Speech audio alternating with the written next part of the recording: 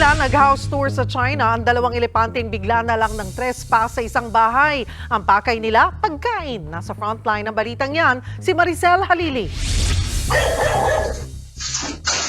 Sa kuha ng CCTV na ito kahapon, makikita ang pagpasok ng isang elepante sa compound ng isang bahay sa Yunnan Province sa China.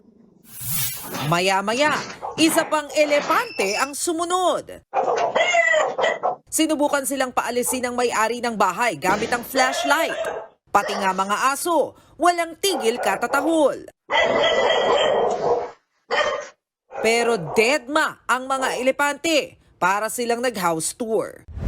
Tila ininspeksyon ng mga gamit na nakatambak sa labas ng bahay.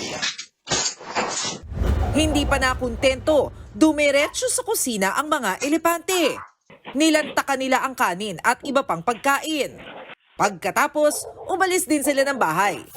Heto ngang isa, mukhang nagbalak pang mag-take out. Wala namang nasaktan sa mga nakatira sa bahay. Nagbabalita mula sa Frontline, Maricel Halili, News 5. What's up mga kapatid? It's your sports Tito Mike Reyes at huwag magpahuli sa mga umaaksyong bakbakan at harapan sa loob at labas ng bansa. Para sa mga pandinang sports news, mag-follow at mag-subscribe sa social media pages ng News 5. Alam nyo na ha, peace and love.